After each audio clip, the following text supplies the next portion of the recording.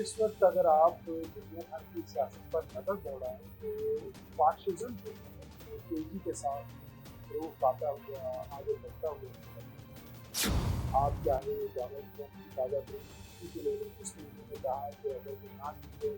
تو پھر civil war ہو جائے گی، خانہ جنگی ہو جائے گی۔ آپ چاہے نریندر مودی کو لے لیجیے کہ جہاں پر وہ الیکشن کے ذریعے ٹرمپ کا جو کرشمہ ہے، جو اس کا نظریہ ہے اور جو اس کی شدت کو سکی ہے، اس کے پرچار میں وہ خود مدن ہے اور اس کے جو ورکرز ہیں وہ انہوں نے تمام اقلیتوں کا اپنے دل کے اندر جینا گھر کر دیا ہے۔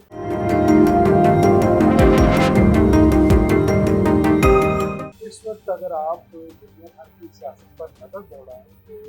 فاشزم جو ہے وہ تیزی کے ساتھ روح پاتا ہوا آگے بڑھتا ہوا نظر آتا ہے۔ آپ چاہے ڈونلڈ ٹرمپ کی تازہ ترین چھٹی کے لے لیں جس میں انہوں نے کہا کہ اگر وہ نہ جیتے تو پھر سول وار ہو جائے گی، خانہ جنگی ہو جائے گی۔ آپ چاہے نریندر مودی کو لے لیجیے کہ جہاں پر وہ الیکشن کے ذریعے ٹرمپ کا جو کرشمہ ہے، جو اس کا نظریہ ہے اور جو اس کی شدت کو سکی ہے، اس کے پرچار میں وہ خود مدن ہے اور اس کے جو ورکرز ہیں وہ انہوں نے تمام اقلیتوں کا اپنے دل کے اندر جینا گھر کر دیا ہے، کیونکہ وہاں پر انتخابات ہو رہے ہیں۔ اور ایون کو لے لیجیے کہ جو انتخابات جیت گئے ہیں اور اس کے بعد بتا رہے ہیں کہ اگر مغرب کی طرف سے کوئی پیش رفت ہوئی یوکرین کے معاملے پر اور انہوں نے وہاں سے آ کر روس کے خلاف لڑنے کی کوشش کی تو تیسری آج کی جنگ کا آغاز ہو جائے گا۔ یہ تین بڑی گہرے ایگزامپل سے دیکھنے کا مقصد یہ کہ دراصل آپ نے یہ جو جمہوریت کے نام پر انتخابات ہوتے ہیں اس کے اندر بعض ایک سیاسی جماعتیں اور سیاسی فورسز مختلف وجوہات کی بنا پر اپنی پاپولیرٹی کی بنا پر اور اپنے موجود رہنے کی بنا پر کہ وہ پہلے سے اس کو کنٹینیو کر رہے ہوتے ہیں، یا پھر یہ ہے کہ وہ کہیں جنگ کو دیکھ رہے ہیں کہیں پر وہ ہم یہ دیکھ رہے ہیں کہ وہ نفرت کو تقسیم کو زیادہ بیچتے ہوئے فاشزم کو اور ایسے نعروں کو اور ایسی باتوں کو کہ جو معاشرے میں جس کو کھلے بندوں کرنا کبھی بہت نازک جانا جاتا تھا، اور اس کے باوجود کہ پاکستان کی جو پچھلی 75 برس کی تاریخ ہے اس کے اندر تمام سیاسی جماعتوں کے فوج کے ساتھ بہت زیادہ گلے شدے رہے اور بہت زیادہ انہیں اعتراضات رہے فوج کی جو مداخلت ہوتی ہے ملک کے سیاسی معاملات میں، لیکن اس کے باوجود کسی سیاسی جماعت اور اس کے تاریخوں نے ان کے مرکز نے اس طرح سے کھلے بندوں فوج اور خاص طور پر فوج کے یا پاکستانی قوم کے شہداء کے حوالے سے اس قسم کی کیمپین، اس قسم کے ریمارکس اور اس قسم کے تبصرے نہیں کیے تھے جو کہ اس وقت ہم دیکھ رہے ہیں کہ پاکستان تحریک انصاف کا خزہ اختیار بنا ہوا ہے اور جس کو وہ نہ دفاع کرتے ہیں نہ جس کی خدمت کرتے ہیں، اور ساتھ ساتھ کہتے جاتے ہیں کہ ہماری پارٹی لائن نہیں ہے، ہماری پالیسی لائن نہیں ہے۔ ہم نے یہ بھی دیکھا کہ جس طرح سے آئی ایم ایف کی وفد کے آنے پر وہاں واشنگٹن میں جو مظاہرہ کیا گیا، اس کے بعد وہاں پر جو بلیک کارڈ اٹھا کے دکھائے گئے، وہاں پر جو نعرے لگائے گئے پاکستان کے خلاف، پاکستان کے خلاف، پاکستان کے اداروں کے خلاف، جس طرح سے وہاں پر نعرے لگائے گئے اور وہ شہباز گل کی موجودگی میں سارا کچھ کیا جو کہ کسی وقت میں چیف سیکورٹی آفیسر کے بات کام کیے۔ پھر اس کے بعد جی ایس ٹی پلس کے حوالے سے جو کمپین چلائی گئی کہ پاکستان کا جو جی ایس ٹی کا اسٹیٹس ہے یا کی کی جانب سے اس کو ختم کر دیا جائے، وہ کیمپین بھی اتنی تیز چلائی گئی کہ خود یورپی یونین کو آ کر اس کی تردید کرنی پڑی، پاکستان کی وزارت خارجہ کو اس سے بات کرنی پڑی کہ جو سوشل میڈیا کے اوپر ریٹ ہے، سوشل میڈیا کے اوپر جو ڈیوائڈ ہے، سوشل میڈیا کے اوپر جو ایک قسم کا ٹگ آف وار ہے اس کا جو انتہائی ہے وہ دیکھنے کو مل رہی ہے۔ اور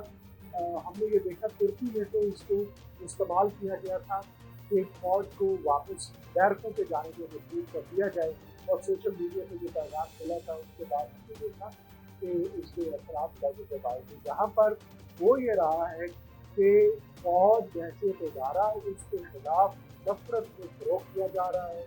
اس کے خلاف عوام کو بھڑکایا جا رہا ہے، اس کے خلاف عوام کو اشتعال دلایا جا رہا ہے۔ اسی طرح سے انڈیا کے اندر اگر ہم دیکھیں تو صرف انتخابات جیتنے کی غرض سے جو جتنی بھی اقلیتیں ہیں، خواہ وہ مسلم ہیں، دلت ہیں، عیسائی ہیں، سکھ ہیں، کوئی بھی جو نان ہندو اینٹی ہے اس کے خلاف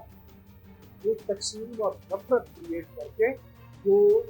بی جے پی ہے وہ ہندو اکثریت کا ووٹ اپنی حاجت کا دیا، اور اب ٹرمپ صاحب بھی یہی کرتے نظر آتے ہیں۔ اور اسی طرح سے جو بریٹن میں ہے اس نے جنگ کو سیل کیا ہے، اور وہ خود برسر اقتدار بھی تھے، اس کے لیے انتخابات میں اترنا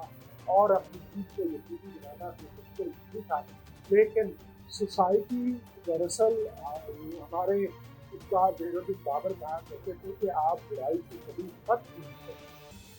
آپ اسے دبا سکتے ہیں۔ تو معاشرے کے اندر جو فورسز ہوتی ہیں جو کہ اچھائی کی طرف، بھلائی کی طرف، امن کی طرف جانے کی بات کرتی ہیں، جو امن بقائے باہمی کے اصول پر یقین رکھتی ہیں، وہ اپنی اجتماعی سوچ، اجتماعی تعلق سے جو بدی کی قوتیں ہوتی ہیں، جو برائی کی قوتیں ہوتی ہیں، جو تقسیم کی قوتیں ہوتی ہیں، ان کو دبا کر رکھتی ہیں اور سوسائٹی کو آگے بڑھنے میں مدد دیتی ہے۔ لیکن اب ہم یہ دیکھتے ہیں کہ سوشل میڈیا کے آ جانے سے، ٹویٹر کے آ جانے سے، انسٹاگرام کے آ جانے سے، واٹس ایپ کے آ جانے سے ایک اس قسم کا ماحول بن گیا ہے کہ ایسی چیزیں جو کہ سوسائٹیز کو، معاشروں کو تقسیم کر رہی ہیں، نفرت کو سیل کر رہی ہیں، اور انہوں نے مختلف قسم کے ماسک پہنے ہیں، وہ اپنی اصل آئیڈینٹی بھی نہیں بتاتی ہے، اور جھوٹی موٹی شناخت کریٹ کر کے کسی بھی سوسائٹی کا جو امن ہے، اس کا جو سکون ہے، اس کے اندر جو ایک رائٹ طریقہ کار ہے جمہوریت کے چلنے کا، اس کو چیلنج کرتی ہوئی نظر آتی ہے۔ اور لیکن اگر اس کو چیلنج کر کے وہ دراصل کسی بھلائی کے لیے، عوام کی دعاؤں تحریک کے لیے کام کرتی نظر آتی تو اچھی بات ہے۔ لیکن اگر عمران خان کے آ جانے کے بعد ہماری جو جی ڈی پی گروتھ ہے وہ مائنس میں چلی جائے، اور لوگوں کے لیے جو ڈالر کو فری فلوٹ کر دیا گیا، جہاں پر آتش میاں جیسے جو مرگئی اور قادیانی ہیں ان کو لانے کی کوشش کی گئی، تو ایسا نظر آتا ہے کہ یہ جو برائی کی قوتیں، یہ جو اصل میں مختلف جو اسٹیبلش نظریات ہیں، مذاہب ہیں، ان کے خلاف کرنے والے جو جھوٹے نبیوں، جھوٹے پیغمبروں کا دعویٰ کرنے والے لوگ ہیں، وہ اس سوشل میڈیا کا اس کا بھرپور فائدہ اٹھا رہے ہیں، اور اس مصیبت کو دراصل پورے معاشرے کے لیے، پورے معاشرے کو تلفظ کرنے کے لیے استعمال کر رہے ہیں۔ سوشل نارمز ہوں، سوشل ٹرینڈز ہوں، سوشل ویلیوز ہوں، ان کا جس طرح سے جنازہ اس سوشل میڈیا کے ذریعے بدی کی قوتوں نے نکالا ہے، اور اب مختلف جگہوں پر اپنی حاکمیت کو طے کرنے کے لیے، اپنی حاکمیت کو اسٹیبلش کرنے کے لیے وہ سوشل میڈیا کا استعمال کر کے آگے بڑھتی نظر آتی ہے، اس سے سوسائٹی کے اندر بہت زیادہ ایک بے چینی پائی جاتی ہے، بے یقینی پائی جاتی ہے۔ اور ابھی سعودی عرب میں وہ جو ایک آرٹیفیشل انٹیلیجنس والے روبوٹ میں جو 65% خاتون بات کر رہی تھی، تو اس نے ہاتھ بڑھا کے اس کے پیچھے جب اس کو ہاتھ لگایا تو سب کے لیے حیران کن بات تھی کہ یہ جو آرٹیفیشل انٹیلیجنس ہے، جو روبوٹ ہے، وہ آخر کی پر اس میں جو یوز کر، تو یہ جو اس آرٹیفیشل انٹیلیجنس کے تحت سوشل میڈیا کے ذریعے بظاہر تو وہ بات ہو رہی ہے، اپنے غصے کو نکالا جا رہا ہے اور اپنی ناپسندیدگی کا اظہار کیا جا رہا ہے، لیکن ایسے لوگوں کی آڑ میں جو صرف اپنا غصہ نکالنا چاہتے ہیں، جو اپنی ناپسندیدگی کو کسی قاعدے قانون کے تحت رجسٹر کروانا چاہتے ہیں، ان کے روپ دھار کے جو شیطانی قوتیں، جو بدی کی قوتیں، جو معاشرے میں انتشار پھیلانا چاہتی ہیں، وہ پوری طرح سے ایکٹیو ہیں، اور سوشل میڈیا کے استعمال کے ساتھ امریکہ ہو، بھارت ہو، روس ہو، پاکستان ہو، یا دنیا کا کوئی اور ایسا ملک جہاں پر جمہوریت کے فروغ کے لیے